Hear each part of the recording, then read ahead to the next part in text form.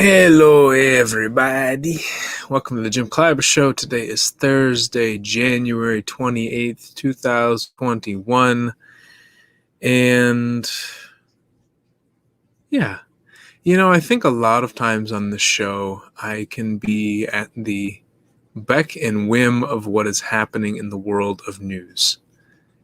And I wanted to pause today and just talk about that meta concept for a second.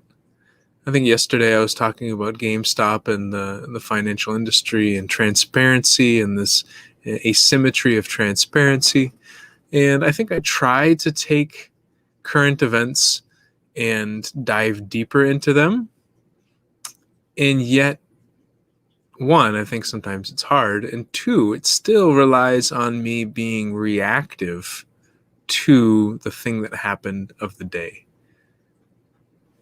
And maybe I do this a lot less than other daily shows. When I was watching, I think the Late Show with A Late Show with Stephen Colbert, because they changed the name when it's at home. I was watching that last night, and perhaps that's a little different because he's reporting the news for people. It's kind of like the Daily Show when Jon Stewart started it, but even with Trevor Noah now, that the idea was to report the news of the day and then to put their own spin on it, at least from the monologue perspective. And there seems to be a certain level of reactivity in that, a certain level of being trapped into talking about what other people did. So in other words, the Stephen Colberts don't control the news cycle so much. They respond to it and reinterpret it. And I think I do that in some ways as well. And just thinking about how frustrating that can be sometimes, because then other people can control what we're talking about. They have just by what they say or what they do, they can control the media story. And I don't know. I don't always like being told what to talk about, whether implicitly or explicitly. And so I wonder if that's how a lot of the conversation these days, a lot of the disinformation, a lot of the media strategy goes, is that the media reports what happens, and the people who reports what happens and interprets what happens, but the people who make the things happen that become newsworthy are the ones who really, in some ways, control the narrative, because it's almost like the people have to report the news. And this is something I thought about a lot when Trump was in office. It's that Trump was the president of the United States, so whatever he said was news. And the news, many news stations had an almost obligation to report what he said, because the president of the United States speaking is news, is a powerful statement, and needs to be reported. And then they would often spend a lot of time analyzing and interpreting it. It's like the tweets that he would send out. I can remember watching CNN or MSNBC or any of those channels. Even Twitter itself. Trump would send out a tweet, and then people would spend hours interpreting, oh, what did he mean by that tweet? Did he mean this? Did he mean that? Could he have possibly meant this? And it's just him sending out one tweet basically controlled the narrative for the day. And so many other people reported it and therefore tried to analyze it, interpret it. And it was the topic of discussion.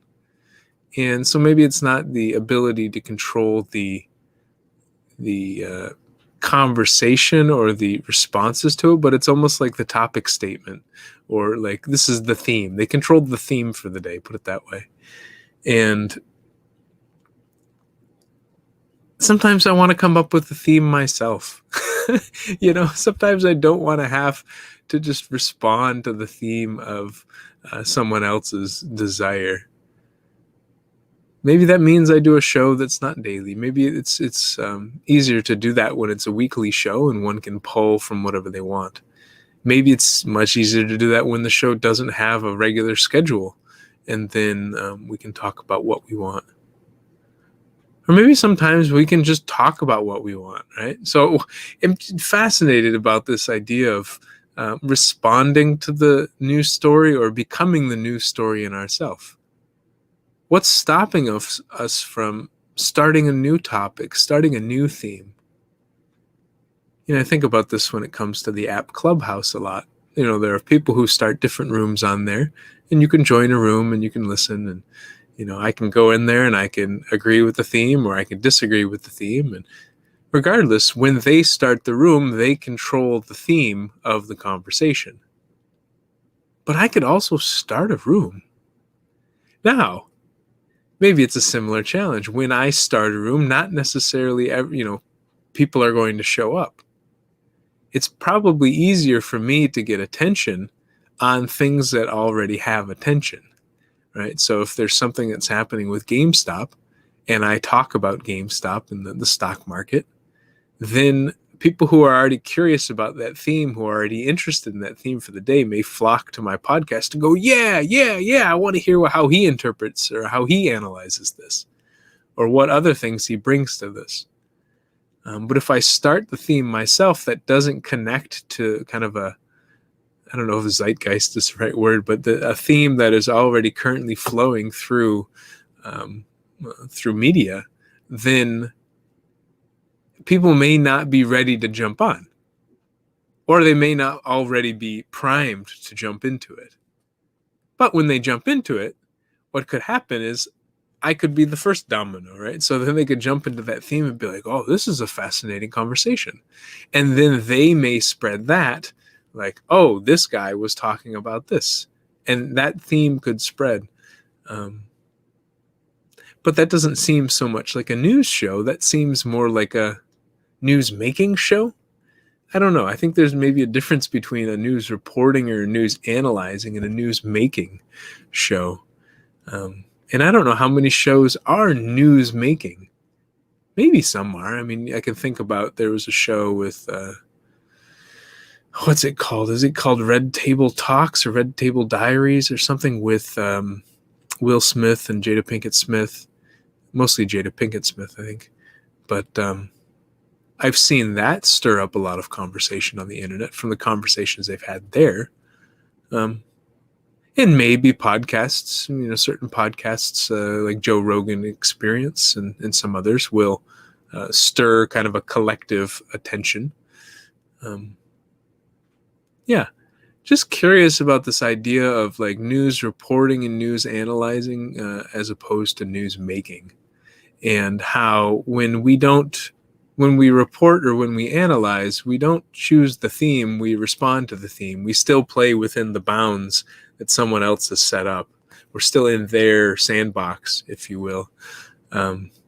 Whereas when we set the theme ourselves, then other people play within that box that we've described. How often does this happen in our lives too? Here's me trying to take it deeper. How often does this happen in our personal lives, where we just constantly respond to the overall decisions that somebody else has made, where we don't take the lead, we don't step up and talk about what we really want? Somebody gives us options. They say, oh, you can have this, this, or this. What do you want? You're like, well, I'll take the second option. But we don't realize sometimes that they set up the boundaries of the three options and they set up the choices for us. What if we wanted something that wasn't within those three choices? So somebody being like, oh, would you want McDonald's, Burger King, or Wendy's? And me thinking, I want Subway, right? If they only give me those three options, I can't say that. Or if really what I want to do is to cook at home, I say, I want to cook at home. Then I can give them the options. Do you want this or that or this? And so really, I think sometimes, maybe it's depending on our personality and in our upbringing and all these different things, culture, et cetera, so many reasons for why we behave in different ways. I think sometimes there are some of us who fall into the category of responding a lot to the things that other people start, and play within those boxes, and that's okay. And I think there are some times when we are the ones who start a lot of things and we set the framework for a lot of other people, and the other people play within those bounds. And I think that's okay as well. But sometimes I think we do these without even realizing that we could do the other one. We could step back and try to see what it's like to be in the other experience. So not always having, on one hand, not always having to respond or stay within the framework that someone else set up for us. And on the other hand, sometimes not always having to be the one that sets the guidelines, and being able to just join in and respond to a theme that someone else has set up, or a decision, or again, guidelines or framework that someone else has set up. I think that app Clubhouse is actually can be quite helpful in this. Just realizing that sometimes, okay, we're the people who join in on the conversations that others have started, and sometimes we want to start the conversation ourselves. What I've noticed is that it seems to be many of the same people starting conversations on the app, and the majority of us just joining in and following. I think sometimes it can be really hard to start the conversation. I think it could be scary. What if I start a conversation, or what if I make a decision and nobody follows? What if nobody comes? What if on my show I talk about something that has nothing to do with what's going on right now? Something that maybe feels a bit esoteric for some. What if I started talking about the origin of speech, or I started talking about an experience in Tanzania that has nothing to do? Or what if I started talking about, geopolitical water crisis? Or what if I started talking about so many other things that don't really connect with what's going on right now? Will people show up? And if they show up, will they try to change the conversation? Will they actually want to listen to a conversation for that long? So then there can be the fear. There can also just be the self-doubt. Like, do people even think that the ideas I come up with are that worthwhile to pay attention to and to spark further conversation? Like, okay, maybe people will come and listen, but will it inspire people to have conversation with others? And like, are the topics that controversial themselves? Do I want to be the person who starts the dominoes falling and have like lots of conversation happening about this? Do I really want that much attention? So there's so much to kind of ask and play with. I think I can tend to fall into the category of joining conversations that others have already started. Sometimes I fear that if I start one, no one will show up, and then it's not a conversation, it's just a monologue.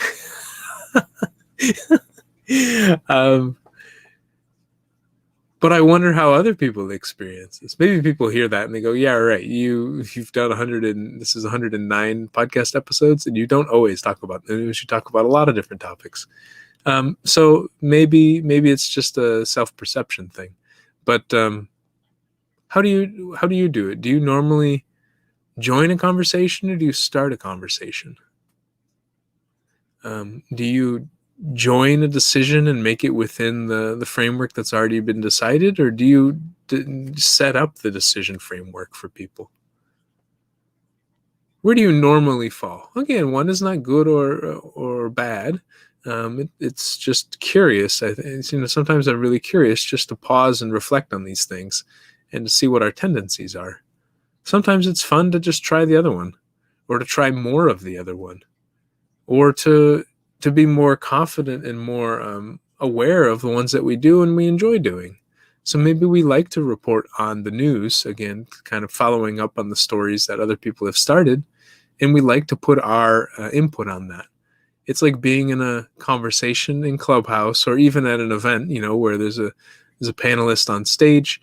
There's like two panelists and a moderator, and you go, oh, okay, they have a framework of the conversation. Maybe the topic is about the economy and the future of the economy. And so therefore your question has to relate to the future of the economy, almost always. And so maybe you like being the person in the audience who raises the hand and asks the question. Maybe you like being the moderator.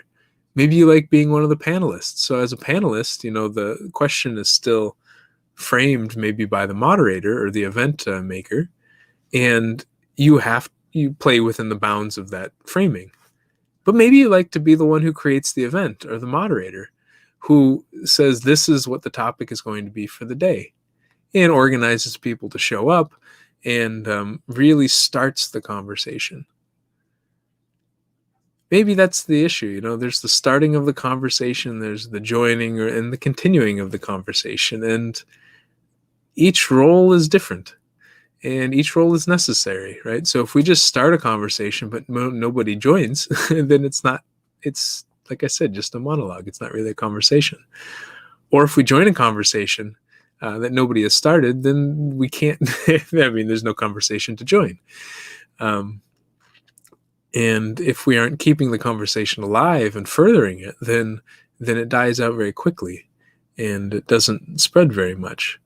So maybe we all play different roles in this idea of conversation and this idea of collective decision-making or collective interaction.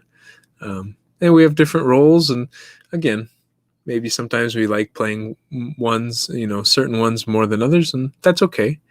And maybe we can experiment with it a little bit. So when was the last time that so maybe on Twitter or on Facebook or things like this, are you a person on Facebook who typically replies to comments or replies to posts? You go in the comments all the time? Maybe not. Maybe you just watch. Maybe you're a person who likes all the time. So liking or putting a heart or putting a angry face or any of these kind of reactionary emojis are even more bounded, because you're not even using words, you're just responding to the statement with kind of, I think it's only like 5 or 6 options. So that's even more bounded in response. So just curious. So yeah, what tendency do you have? Do you find that you're a person who, this could be Twitter or Facebook or Snapchat or Instagram or any of these platforms, do you post a lot? Do you comment a lot? Or do you like and kind of give reactions a lot? Which one do you think you do the most?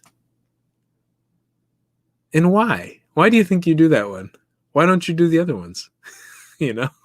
What's holding you back from doing the other ones? Or why do you like doing that one? Personally, I find a lot on Twitter. I like a lot. I'll go through, I'll like things and maybe retweet, but mostly just liking things. Part of that's maybe out of fear of tweeting too much and exposing too much of myself. Maybe part of that is liking the quick interaction of liking, where if I were to type something out, then I'm typing on my phone and it's not as quick. And then if I like something, I don't get replies typically. But if I send something out, I may get a lot of replies, and that may get out of hand very quickly. Again, I may start the conversation and it may blossom. And then I may feel the need to continue to reply to the conversation and stay in that conversation. Or sometimes I may post and nobody responds at all, and I feel frustrated that I'm just talking to myself. I think on Facebook, I have a tendency to comment a lot. I'll like, but then I'll comment more on Facebook and reply more on Facebook than I do on Twitter, but still don't post too much. On Instagram, I don't really do anything. I just look. I just kind of look. I don't even like anything on there. So just curious how you interact with social media, and if that relates to how you interact with life. Are you the one that starts the conversation or responds to it or kind of watches and just, they say lurker on the internet. I don't really like that term. It's a bit, it's a bit dark. Like the person's just lurking in the shadows, kind of, peeking around the corners. Maybe it has more relevancy than I thought, or relevance, but, yeah, so just curious to pause, reflect, and think about how we engage in conversation, whether it's something coming through the news, through the traditional news media channels, or through social media. And are we starting the conversation? Are we responding to it? Or are we just kind of watching it? and all the various ways in between it. Yeah. I don't know which one this would fall into. I think this is more starting a conversation because I'm not really responding to a specific thing that happened in the news. And it seems like a different conversation in itself. But one thing that frustrates me sometimes about the podcast is that I'll put something out and I don't hear anything back, but I also don't, I may start the conversation here, but I don't spread it by posting on Facebook or posting on Twitter and letting people know what the conversation was about and giving them more background and really kind of developing what the conversation or what the podcast was about. And so perhaps maybe a lot of this is starting a conversation, but to start a conversation is not to just start speaking, but to speak and tell people what you spoke about and really start it on the other platforms by posting. And oh, that's a realization that I started here, but my hesitancy to start it on Facebook or Twitter or Instagram or Snapchat or these other platforms may stop it from spreading, or email. My hesitancy to send an email out to everyone may stop this conversation before it even has a chance to spread. So how to keep starting conversations, how to reply to conversations, all this mix. I don't know. This was just a time to reflect and to start this conversation about starting conversations. Well, I hope it was helpful for you. I found it quite useful. I think I've learned a lot about how I love to start conversations in some ways, and in other platforms I don't, out of fear of maybe how out of control the conversation could get. But again, we don't have much control in all of it. If we're responding to it or reacting to it, we don't have the control of the theme. If we're starting the theme, we don't have control of what happens afterwards. Again, that's kind of life. It reminds me of watching a commercial where I'll hear this an old song playing and I go, wow, I never imagined that this, could you imagine being the artist coming up with a song in the 1960s and now it's playing for an insurance commercial in the 2021? Can you imagine?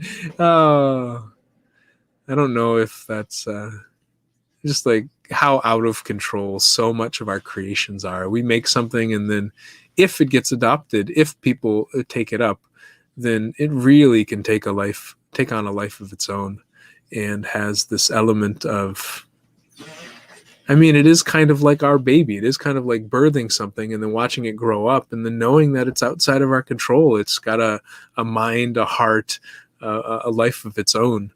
And it doesn't belong. It may belong to us in some ways where we have like a belonging, but it doesn't, we can't control it. It has its own agency in some ways. So yeah, thanks for joining me today. I'm taking tomorrow off. I thought maybe Monday through Thursday or Tuesday through Thursday sounds like a good schedule. And I will, oh goodness, I will talk to y'all soon. Sorry for the southern accent. It slips in sometimes. Take care.